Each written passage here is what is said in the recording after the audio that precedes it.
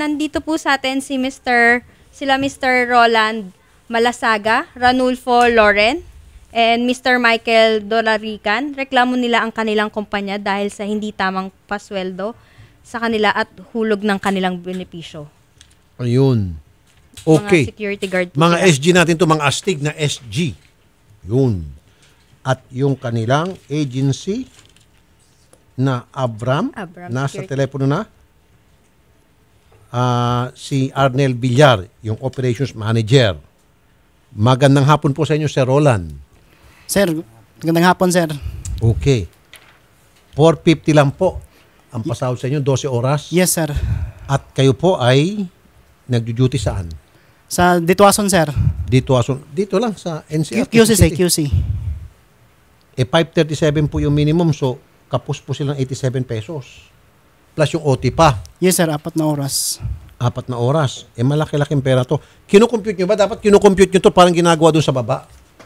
Paki-compute nga yung 4 hours. Ito, sir, sa ano na, sir, sa compute namin, sir. Buti pa siya nag-compute. Sige. Ang OT dapat, hindi ko maintindihan yung sulat ni sir. Pasensya na, sir. Okay. Mr. Arnel Villar, Operations Manager. Magandang hapon po, Sir Arnel. Yes, sir. Good afternoon po. Sir, sir. below minimum wage po sila, tapos wala pong bayad sa overtime. Pakibayaran na lang po, sir. Sige, sir. Wala na. Punta lang po sila dito, sir, sa office para maayos po yung problema. Kasi nagulat lang kami. Nagpunta pa sila po dyan, eh. Ay, very good, very good. Opo. Palakpakan mo si sir. Madali palang kausap to. Pero sir, sa dole na lang po, doon na lang mag-usap-usap. Ano, sir? Yes, sir. Yes, sir. Opo. Pero mas maganda, sir, pumunta rin muna sila rito para naman, kasi po, nakakano naman sa amin, eh, wala naman kaming ginawa na ano. Bigla pa naman sila nagreklamo ng gano'n. Para naman maano naman yung side nila kung ano ba talagang pinakano. Okay. Pero, Opo. in the end, dole pa rin po talaga. Dapat Yes, sir. Opo. lugar Sige, na sir. pag-ayusan nyo. Sige, salamat po, sir, ha? Okay po. Thank you po, sir. Sige po. Magandang hapon po, sir. Okay. Thank you. Sir. Okay. Mga sir, alam ko mga sabihin nyo kulang sa benefits, kulang sa 13-month pay, kulang sa differential, cash band, lahat-lahat na, sir. Sabihin nyo sa dole. Basta't ang sa akin, pag tatagpuin kayo sa dole, siguraduhin ko lahat ng pera na hindi na ibigay sa inyo, mabibigay. Okay? Yes, sir. Sir, pwede nga may banggit yung isang kasama namin yan, sir. Nakikinig siya ngayon, sir. Si Sino? SG Villanueva. Gusto mong batiin? Akala ko. Yes, sir. Kasi, sir, hirit pa kayo. Sige, batiin nyo na, sir.